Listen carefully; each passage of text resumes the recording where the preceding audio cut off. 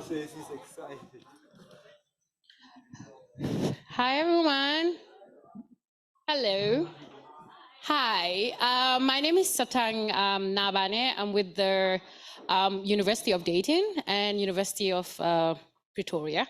Welcome to yes, welcome to this session. I should say that this will be one of the most exciting session, given that it's the longest session actually of the program, or part of it, especially for roundtables as well. So for this particular session, it will be a keynote, and then we'll have a roundtable of 2 discussants, and then we'll also open it up for folks to ask questions and make comments as well. So welcome to the session on decolonizing suffering, on precarity and new imaginative subjectivities.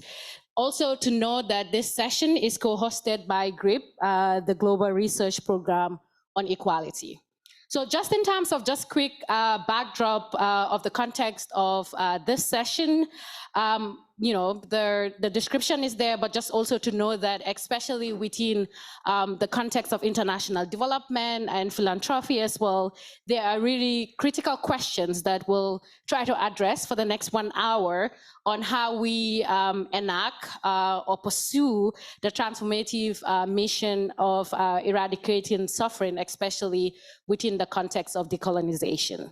The keynote, we're very excited, will be delivered by Divine Four, who is Cameroonian and the director of the Institute for Humanities Africa, HUMA, at the University of Cape Town in South Africa. He is also a lecturer in social anthropology as well. Before that, he was the head of publications and dissemination program at the Council for Development of Social Science Research in Africa, Cadastre, whose headquarters is in Senegal, Dakar.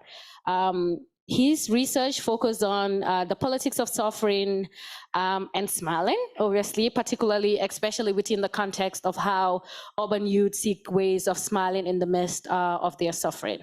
Without taking much time, please join me in welcoming Divine Four on decolonizing suffering, on precarity, and new imaginative subjectivities as well. I'll step down from the stage to obviously give him the spotlight as he rightly deserves. Thank you. Thank you very much for the introduction. I want to start by thanking Siri also and your team for the commitment, and not just for bringing us here, but I think this is a very important intellectual convening. I've met lots of people. I was saying the other day that there are so many lawyers that they make you fear. I also want to thank Bjorn with Elena and also the GRIP program, and also your colleagues, really, for your hospitality and for handholding, you know, during this this period. Like we say back home, where I come from in Cameroon, that I see you, you know. And seeing is very very important. So I will speak to that, you know, shortly. Yeah, and I want to say that it's I think it's a fit to give 2 talks back to back. You know, yesterday I did give a talk which was also around suffering. That's why I missed some of the sessions. And today again, I'm giving another talk around suffering. And I think the 2 are similar. They are interrelated, but very different. So I will speak interchangeably about both as we go along, because I think they are interrelated. So some of you might get bored if I'm juggling stuff, if you've heard about it before. But as I indicated to those who attended my talk yesterday, that the talk today will focus more on the context of decolonization and decoloniality, which many of us know, and what it means to be thinking about suffering within that particular context. And this is something that I want to underscore. And I want to start, my starting point is in Cape Town, what is so many people know as the world's most beautiful city. And like everywhere in the world, a place of very deep contradictions, you know. And for this talk, I want to borrow from the Rhodes Must Fall movement, and also building a little bit on what I see and what I said yesterday were some of the original aims and intentions of the Rhodes Must Fall movement in South Africa that were, I think, responsible for resuscitating the decoloniality and knowledge decoloniality movements globally. And I start here arguing that it was a movement about shit. And saying shit always happens. And a consequence of centering decoloniality and the immediate push for curriculum change and the toppling of statues and other symbols of empires resulted to the unfortunate relegation to the background of suffering that initiated the movement itself, you know. And that is what I called Tubani's shit, or the people's shit. And here I use the people to emphasize Binyavanga Wainaina's satirical differentiation between people, meaning Africans who are not black, and the people, meaning black Africans, in his reflection on the conventionally condescending ways in which we write about Africa. And my starting point from Tumani's shit is to emphasize that the catalyst for the resuscitation of the decolonization and decoloniality movements from South Africa was the context of service delivery protests, and particularly as a result of attempts by the student at the time, and now who is an activist, Tumani, to, amongst other things, show and force us to see, as I just said, recently, and therefore recognize the suffering and predicament of poor black South Africans, particularly in racially divided Cape Town, where even after 21 years after the purported fall of apartheid, people continue to live in shacks and townships, that is ghettos, despite the comforts and growing opulence of the middle class, and particularly the white population.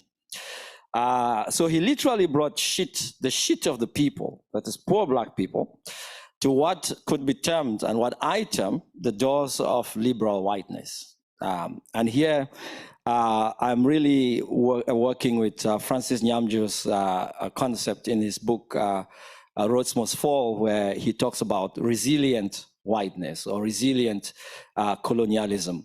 And in the performance that he did, which desecrated C.C. Rhodes, the Rhodes statue, there's a statue at which he poured shit in order to make visible the shit of people and to make visible his own shit, you know, because that was the point, that he needed to make his shit visible, make the shit of black people visible, make the shit of the very place visible.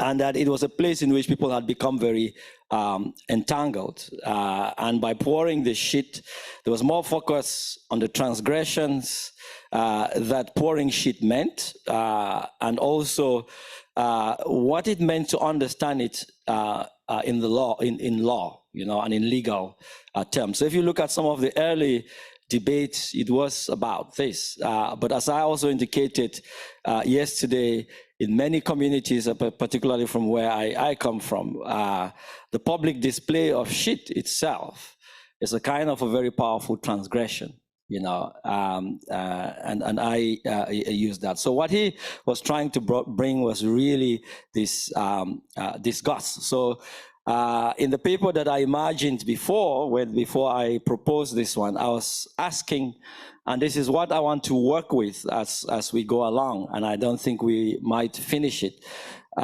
is what happened to Tumani's shit, you know. I want us to ask that question, you know, what happens to Tumani's shit? So we have to go in search of Tumani's shit to understand suffering and what it should do with, what decoloniality to do with it. So what did we do with it? and what should we do with it?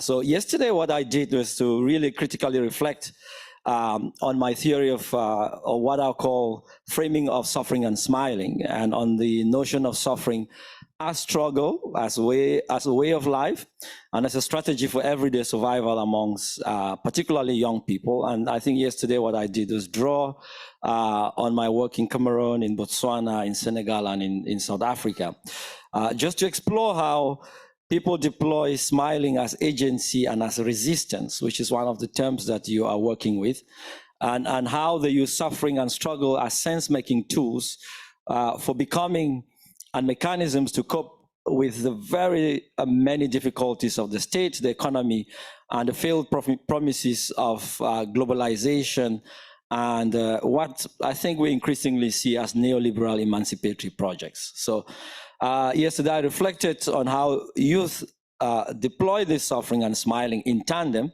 to imagine new subjectivities and then to survive everyday lives. And I emphasized yesterday that they use this to shift different terms of recognition also.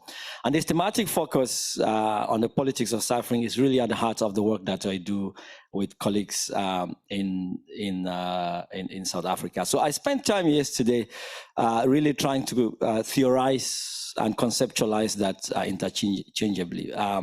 The reason, and I use shit and struggle interchangeably, or I use struggling and smiling interchangeably. Shit and suffering, struggle and smiling, I use them together. I use a struggle also and suffering interchangeably. The reason for this interplay between the two constructs, I think, pertains to a conceptual dilemma. That is the fact that in my language, that is Bafut, where I come from, and what Europeans will call my mother tongue, or my patois, or my dialect, or local language, as it is framed in that conceptual grammar. There is only one term, only one word to articulate suffering. And that word is what I used yesterday, a noun and an adjective, which is called nge.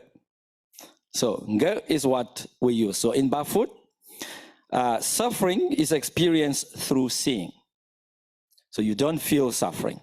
To suffer is to yenge, translated literally from Bafut into English as to see, to see suffering. So this, I argue, is and may be different from what I refer to as conceptual regimes of, to use a term that we have used recently, autocratization. That is conceptual regimes of autocratization in which thinking currently operates, where I think it may mean something else, but these conceptual regimes force us to think with these categories or with these concepts, though within the frameworks of those regimes. And I think that is partly where Tsumani's shit is located, that it is still trapped in those conceptual regimes. So a crucial aspect of, and in fact, a catalyst to the decolonial project is, I think, is the act of seeing.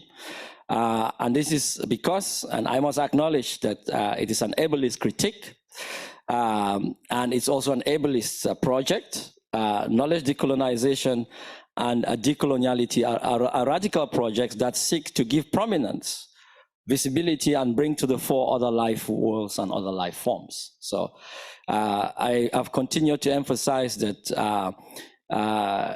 decoloniality is an exercise in life making, and in human dignity. So to decolonize is thus to look elsewhere with the aim of seeing in order to acknowledge, to recognize, and to value.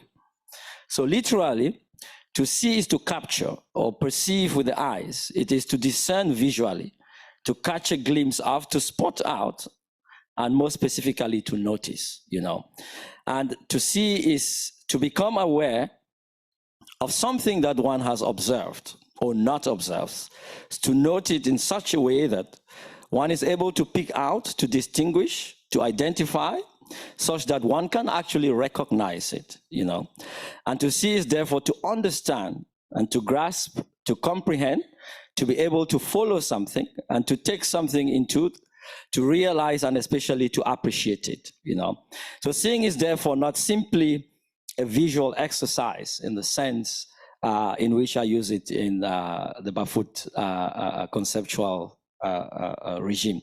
It is an act of sympathy, of empathy and transformation, It is a kind of transmogrification in the sense of the magic of making new something, without necessarily the evil eye. So to see in this sense is to resist the urge to autocrize, It is to build upon and follow or borrow from Escobar. Seeing is an exercise in pluriversality. That is to inhabit and allow for cohabitation or enable a world in which many worlds are possible. And I want to argue that we cannot see Umani's shit because we are unable to allow for other worlds to be possible. So it is trapped, in particular conceptual regimes.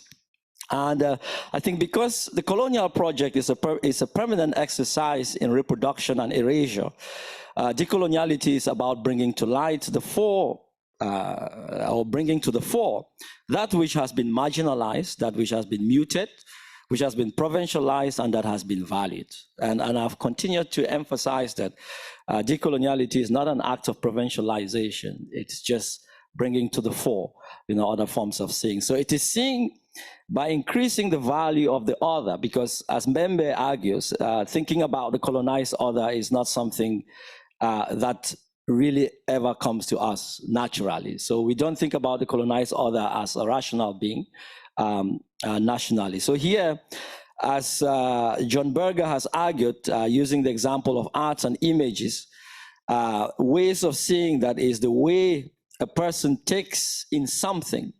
It's an act of preservation, often manipulated by the privileged minority to maintain dominant orthodoxy, So to see is therefore an act of relationality and subjectivication. And that's also why I think Judith Butler demonstrates this through the concept of performativity, that a person's existence is interdependent upon the actions of others. So in other words, they come into existence through the address and actions of other people. So, and in our concept of recognition and recognizability, she makes the point that it is by seeing and therefore recognizing others that we give meaning, value, and essence to their own existence. So to decolonize is therefore to increase not just the terms of recognition for those who advocate for it, but especially ours,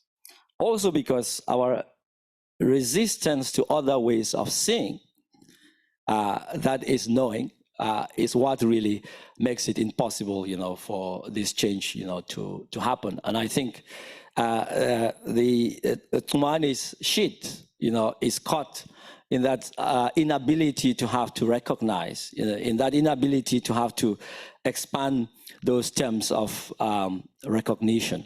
Also, so in the book, Can Non-Europeans Think? The Iranian scholar Hamid Dabashi asks whether truly non-Europeans can think, and his response to the question is for me fascinating and very instructive, about why we don't see decoloniality and why it is difficult to embrace or develop new pedagogies of seeing, and also why concepts such as suffering, and also in this case, man is shit, is unable to come to the fore. So he writes that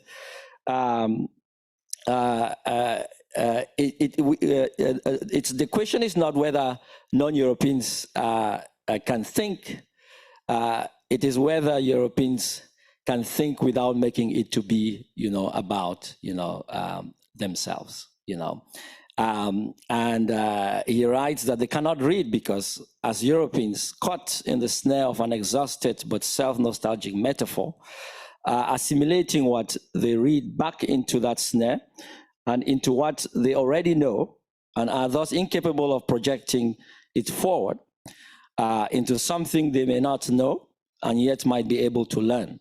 So, and I think suffering, I believe, is one of those ideas that is entrapped in this dominant, or what I'll call these dominant conceptual autocratic regimes, and which also shapes how we intervene. This a particular framing that I raise, or the issue that I raise here, is part of thinking or response that I have to the Mozambican scholar or sociologist Eliseo Mancamo, who calls for us to decolonize by finding scientific conceptual vocabularies that render local lives, so African experiences, more legible and more intelligible, you know, for others, and even meaningful, not just for science, but also for local people. And he builds on Bruno Latour's concept of black boxing to argue that in a context that do not take decoloniality seriously, what actually operates is a black boxing effect, where concepts are deployed without any investment in understanding their historical trajectories and the context in which they are used and also they are applied. And I want to think that suffering is caught in that, and also that Umani's shit is also caught, you know, in that, because we are unable to find another a conceptual vocabulary to understand it, or a different contextual framework to understand it, and therefore we seem, you know, to have forgotten this. I think this, Siri, did you say 5 minutes or 4 minutes? I did see, 10 minutes. Okay, thank you. Yeah, I did see a hand up, and I thought I had 5 minutes. Yeah, yeah. I think this falls within a long history of critique of decolonial work. I like to take decolonization as really far back, and to place it in the trajectory of critique of knowledge production, and also the development of thought around human well-being. Within the African context in particular, I start off with Mudimbe's thinking, and in his book, L'odeur du père, or the father's smell. I think he just republished that book now, a translation in English. And in it, I think he develops the concept of the colonial library, which tends to predefine how we think, which is a kind of an autocratic conceptual regime or framework, which does not allow us to think differently. And what he's actually arguing in that book, and that's also what I want to use here, is the idea that for us to be able to delink and have this rupture, I mean, delinking used as Samir Amin uses it, and not a complete rupture in itself, but a kind of a mediation and borrowing. And that for us to delink from the colonial library, he says we have to find new smells, and we have to become very comfortable with our own smells. And that part of the problem, and I think that is also why we are unable to find Tumani's shit, because we are also unable to smell it, you know, conceptually and also theoretically, and so I think I want to use that just to buttress the point that in order to deal with the very many challenges that concepts such as suffering, which I spent a lot of time yesterday trying to explore, what we need to do is to find ways of opening up and expanding, you know, the epistemological archives that we have, you know, as Mbembe, you know, and others, you know, have argued. And in this particular case, we need to not just develop new terms of recognition, as Judith Butler argues, but The Nigerian literary scholar Hari Garuba uses the term circuits of value, and that for us to be able to operate and find other conceptual vocabularies or scientific conceptual vocabularies to make experiences intelligible, something that we have to do is to take them out of the circuits of value in which they are and place them in other circuits of value. And that we also need to invest in understanding other circuits of value, because these concepts and these constructs operate in particular circuits of value. And he also talks about the dangers of literal, what is called lateral translation. That in lateral translation, what one does is to translate, is to take the same kind of conceptual and ontological and as well as historical experience and transfer it to another space. And I think that what our relationship with suffering today, especially in international development, is really around that, because we are unable, to develop new circuits of value in which, we can understand these different these different concepts. And I think Umani's shit, just like Nge, in my context, is entrapped in these autocratic conceptual regimes, also because of our inability, to invest in circuits of value, to invest in finding other smells, or what Joseph Kizerbo, the Burkinabe philosopher, calls sleeping on other people's mats. And he argues that for decolonization to happen, we need to find our own mats to sleep on, because sleeping on other people's mats is as if we are sleeping on the ground. I should end by saying that I don't see decoloniality as a provincializing concept or as a provincializing framework. I see it as an exercise in human dignity.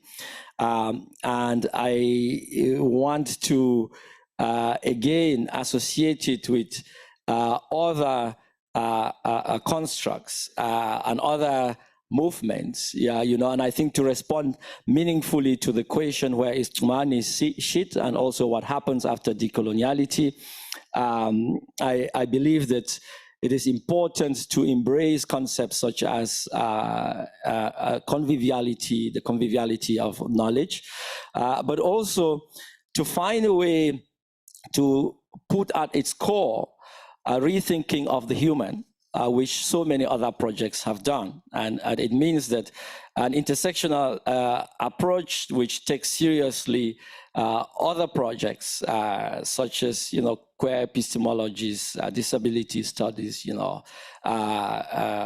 all the studies and writing after the Holocaust, the work done by indigenous movements and all other resistance movements, because all these emancipatory projects are actually projects that are seeking human dignity, well-being, and also different ethical cohabitation. And I think we are unable to find Tumani's shit because we read decoloniality as a provincializing and also an ethno-nationalist, project. Yeah.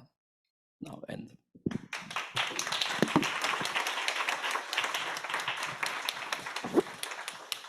Thank you.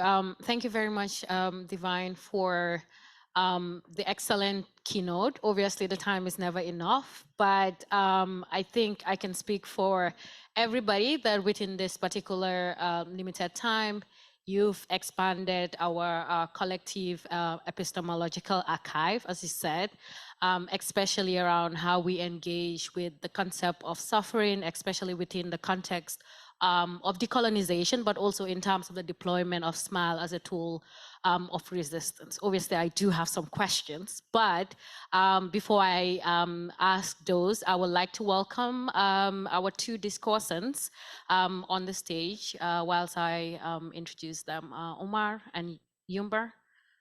Thank you. Please welcome.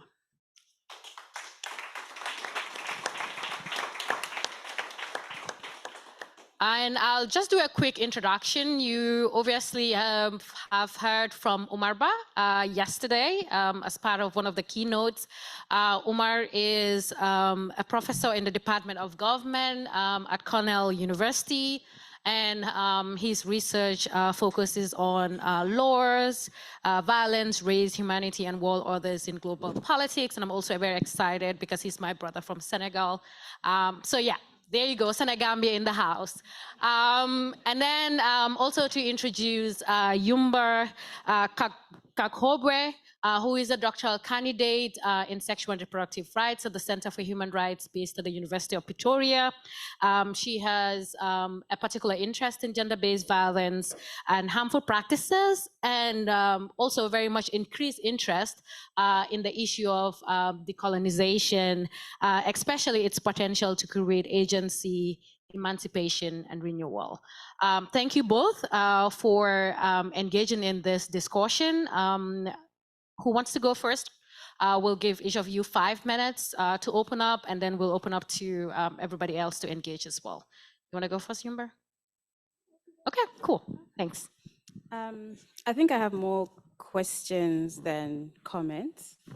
So listening to your presentation and going through your abstract, what came to mind are some of the questions that I have been grappling with as I'm learning about decolonization and the presence of coloniality.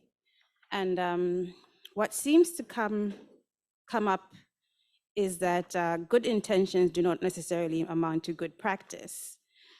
For example, when it comes to human rights mechanisms, we may agree that innately they may be good, but we're not always ready to admit when their application is flawed. And even when there is an intention to do no harm, even when there's an intention to mitigate suffering, the application and practice may cause further indignity or cause some to feel even more invisible. So how we make good intentions meaningful matters. When it comes to understanding the backlash or negative response to interventions, are we taking time to be reflective? Are we asking the right questions? Are we too reliant on statistics to explain suffering? Are we making room for those who are experiencing suffering to participate in framing solutions, and not in a shallow way, in a substantial way? That gives them a sense that they are not just a project or a recipient, a charity case, but that they are being given room to still feel a sense of stewardship and autonomy over their own lives, even when they need assistance. I also think backlash is important because it's an opportunity, and not just view it in negative terms, but rather as a conversation. We may not like the format, but it is a form of communication. And the message may be that you are not seeing me enough, you are not seeing me the way I see myself, and therefore a plea to someone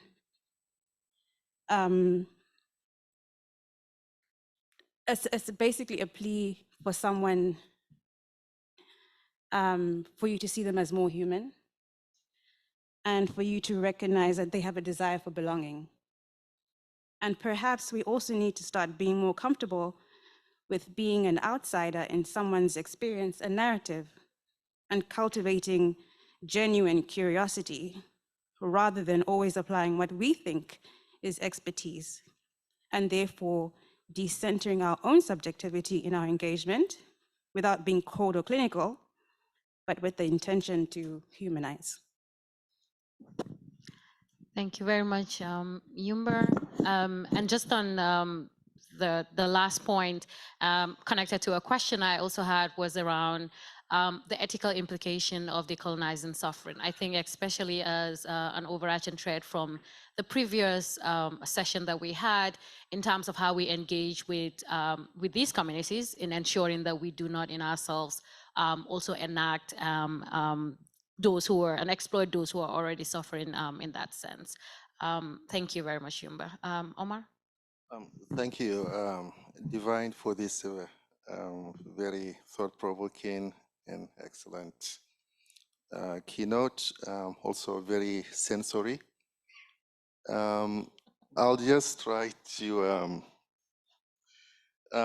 connect a few of the concepts that you have addressed and try to make sense of them for my own understanding. You evoked the late Kenyan writer Binyavanga Wanaina and his concept of peoplehood. And in many ways, what we've tried to do over the past couple of days here is to reflect about peoplehood in humanity. What does it mean to be human? Who is human? What are the boundaries of that humanity? Also, beyond humanity itself, you've talked about decolonization. And when I hear decolonization, I always wonder back to one of the ancestors. And to me, one of the ancestors is always Franz Fanon. And Fanon, in the conclusion of his chapter on violence, he does make a call, and this connects it to also your question about whether the Europeans can think and whether the Europeans can see.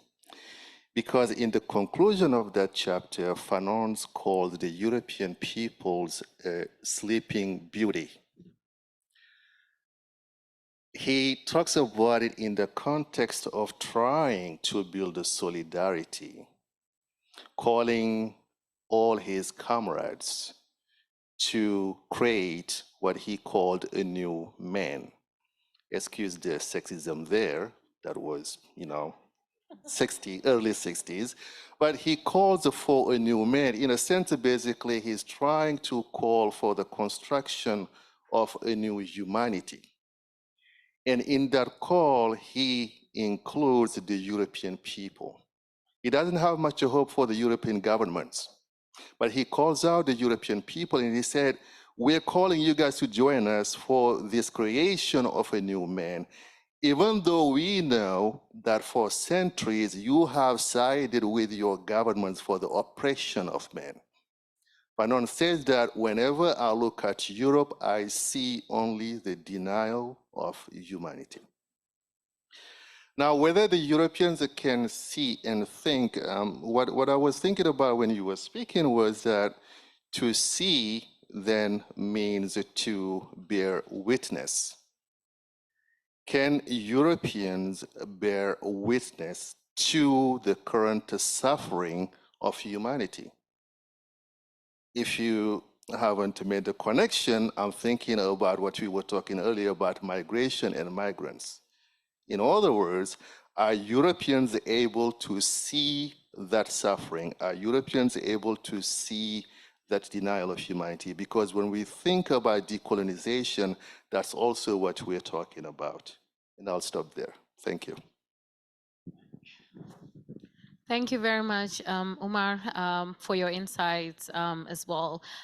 We have about 20 minutes to go. So, Divine, I'll give you about 5 minutes to address some of the questions, and then that will also give us 15 more minutes for people to engage. But in the meantime, if you can queue, that'd be great as well. Thank you. Yeah. Thank you very much for both your questions and also your, I think, the contributions and important contributions. I think we're going to all ask and respond to these questions collectively. But to add to it and to push it further is to subject some of those questions and assumptions to another kind of conceptual interrogation. Like, what is assistance, for example? What is need?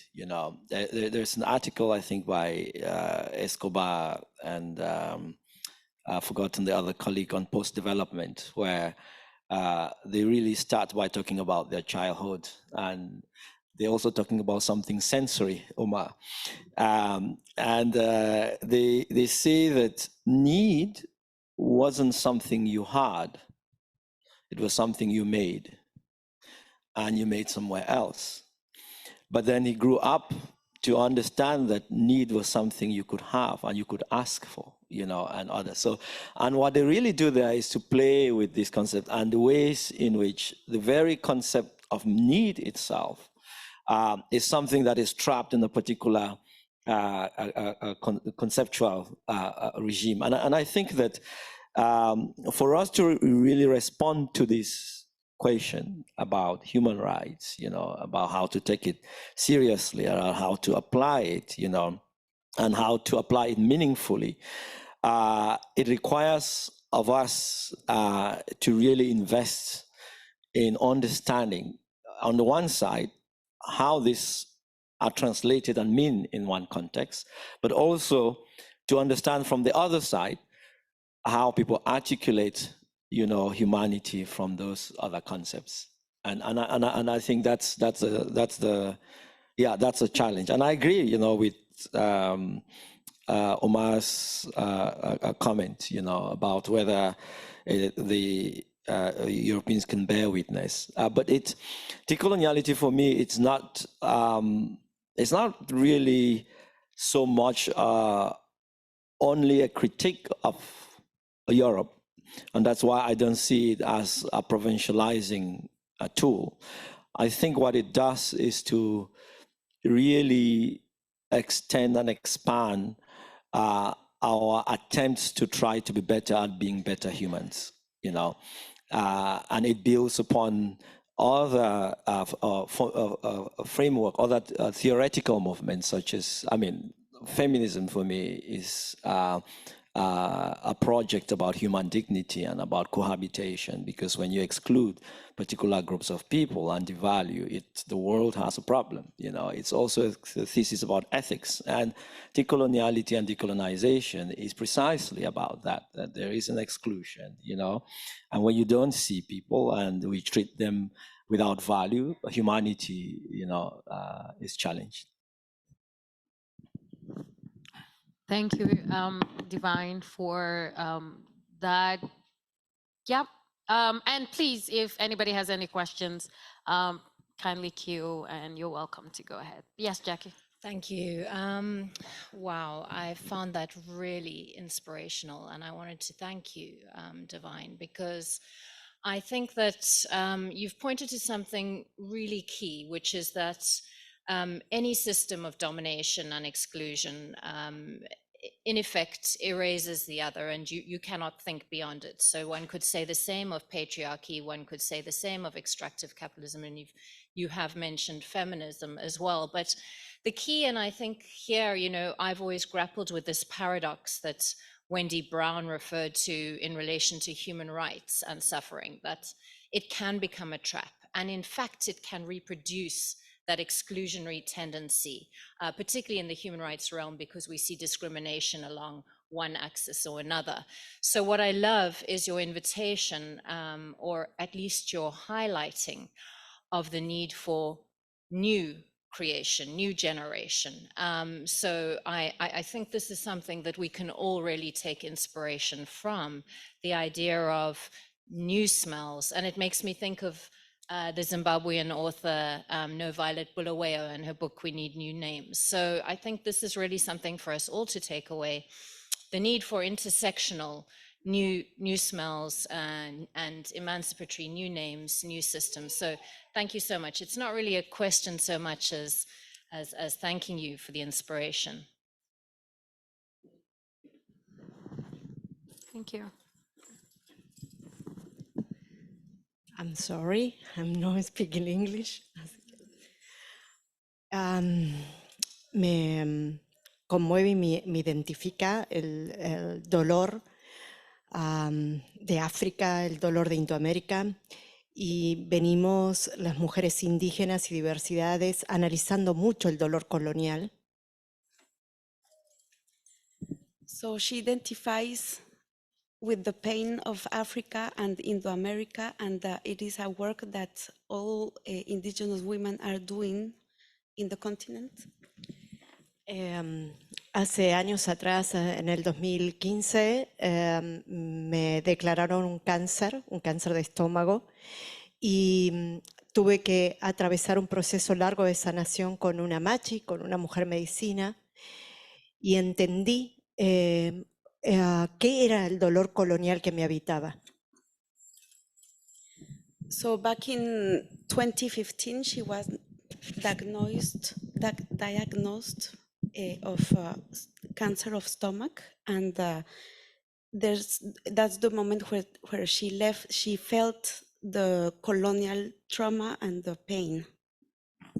Sorry, and that she was cured. She went with a machi who is a women a healer, a woman healer. Ella me dijo que ese cáncer no me pertenecía, ese cáncer era el dolor de los territorios, el dolor de todas las mujeres indígenas violadas, de las niñeces que aún violan. The machi told her that that cancer didn't belong to her, that was the result of a long history of colonial trauma, of violence against women, and women, children raped. El dolor colonial está elaborado desde Europa como la impotencia, la responsabilidad unilateral de las oprimidas y también la resignación. No podemos evitar el dolor, pero lo vamos a resignificar.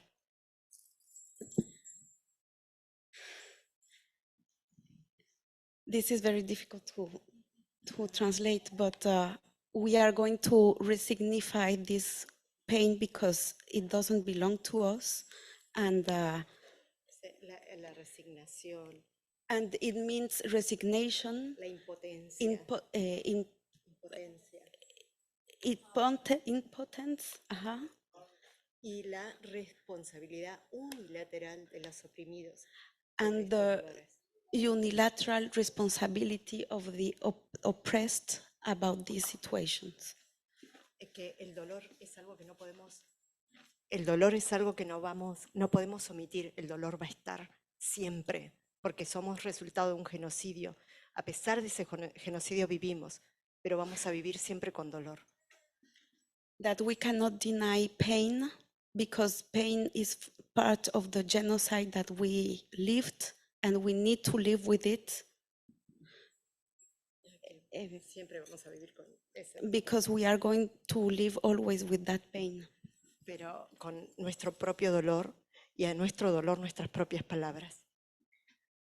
But for our own pain, our own words. Entonces, mi pregunta es, ¿cómo la academia, no la academia europea, blanca, supremacista, la academia de los pueblos oprimidos, puede articular estos saberes para crear herramientas subjetivas, porque somos enteramente seres subjetivos, que nos ayuden a superar esta idea del dolor como víctimas, y lo subrayo? So the question is how not this academia, but the academia of the oppressed people can tackle this. Si alguien puede ayudar, Sí. por favor.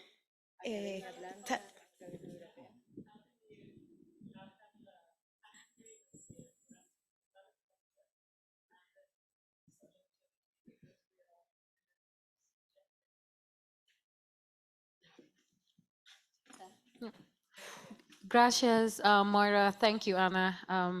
Thank you, Rachel. Yeah. Thank you for that wonderful keynote. So I'm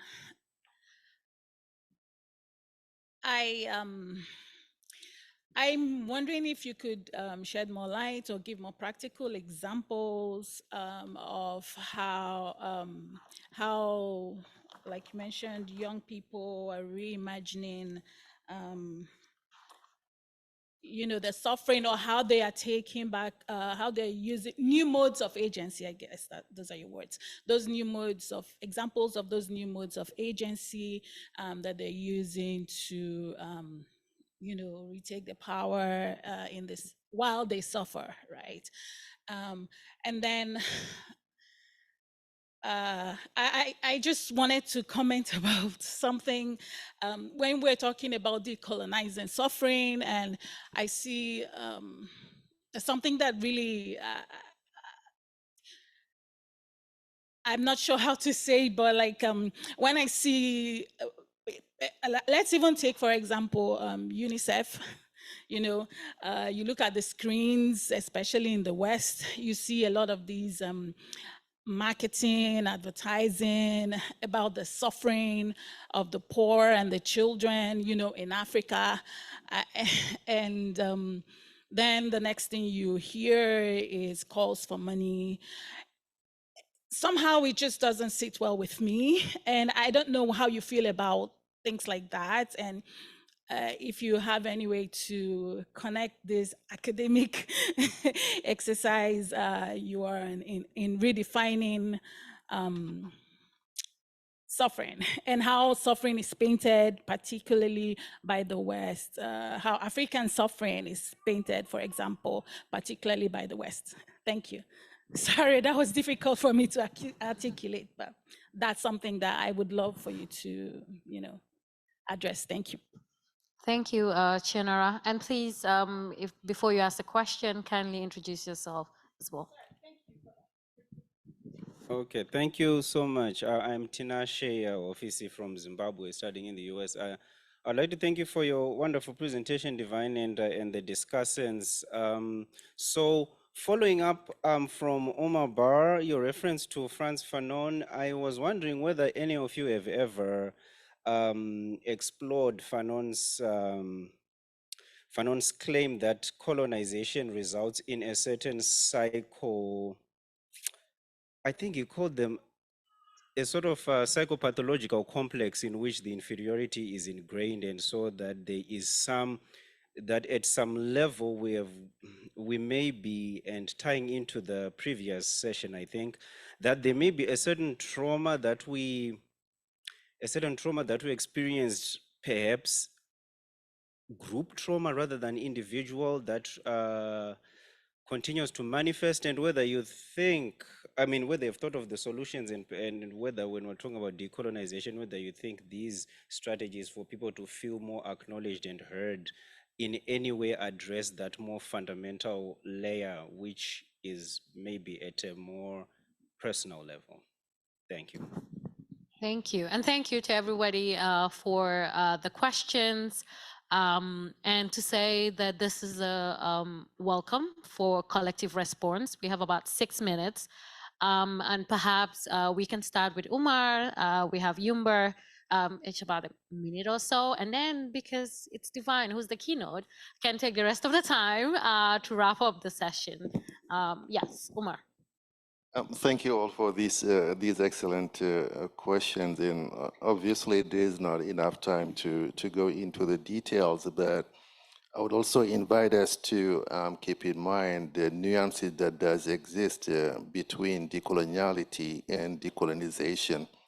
The two are not necessarily interchangeable. To the question on Fanon's and collective trauma, of course, Fanon, being a doctor himself, trained as a psychoanalyst. Is that an English word? Psychanalyst in French. But still, he of course has thought a lot about this question. Now, whether that trauma is indelible and whether one cannot overcome it, I don't believe so. I think actually Fanon, especially in the concluding chapter of his Rest of the Earth, he is a believer of the possibility of overcoming that colonial trauma. And elsewhere in the book, he does talk about decolonization as being always successful. As soon as the colonizer starts the struggle against colonialism, he has already succeeded because he has taken up the tools that would lead potentially to the liberation. And that in itself, I think, is an example that shows that one can overcome that trauma by engaging in the decolonial struggle. Thank you. Thank you, Umar. Thank you for giving us time back, Yumber. Divine? I was hoping to take all the time. Yeah. No, I think these are very important questions. Something that Mudimbe says is that you cannot escape the colonial library. I think a lot of his thinking is that the colonial library is very present. So I often like to use the metaphor of a virus and its host. You know, they are codependent. If the host kills the virus, the host dies. You know, if the virus kills the host, the virus also dies. So it is how to build that codependent relationship. And I think what so many scholars have done, this was the same question that I think Afrofeminists faced and Black feminists faced when they were dealing with feminism. You know, should we have a European brand, or what kind of solidarity should we do? And if you look at the later works after the 1980s, it was to find a way to mediate that even though there are differences, there's some solidarity that we can build. And I think that's what we need to do, you know, and the argument is not that coloniality is present, it's there. You know, it has happened.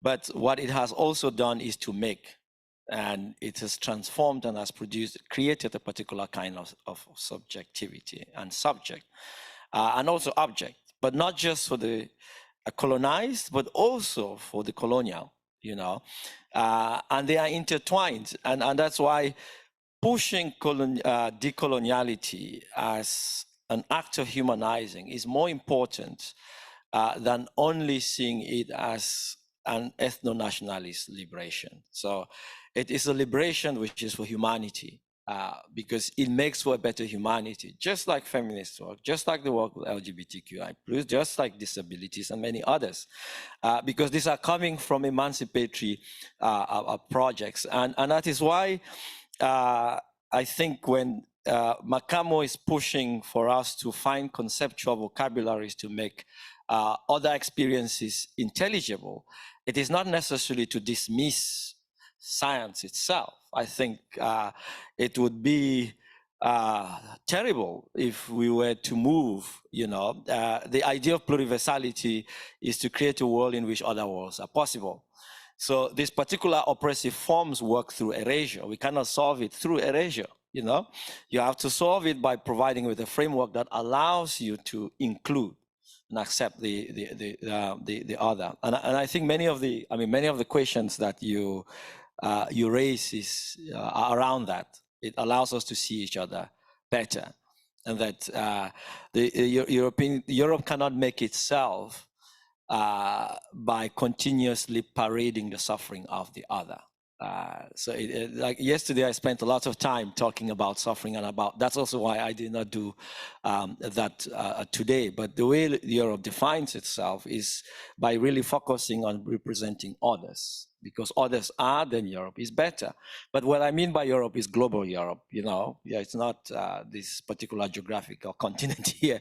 It's global Europe, and those who subscribe, you know, to its particular ideologies. As the issue about the psychological process, a psychological act, I think Omar has spoken to that. It's something that can be overcome. Yeah, and it is important for us to overcome that. International development and images of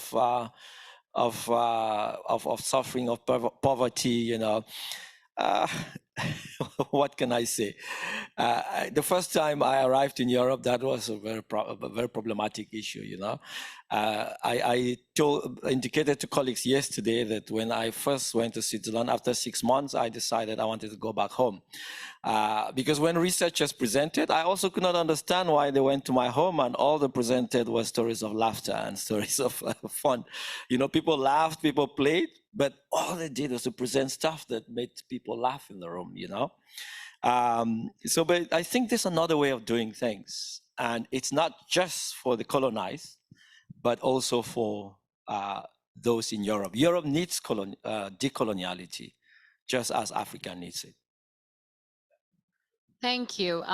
Thank you very much, Divine, for leading this very incredible, engaging session, making us uncomfortable perhaps, but also a call for action as we engage with the issues that you raise, but I think also particularly important as well and timely, given as indicated in the description of the session, in terms of the uprising that are led by young people across the continent, whether in South Africa and other places in Nigeria and other places within the continent, and what is asked of us to engage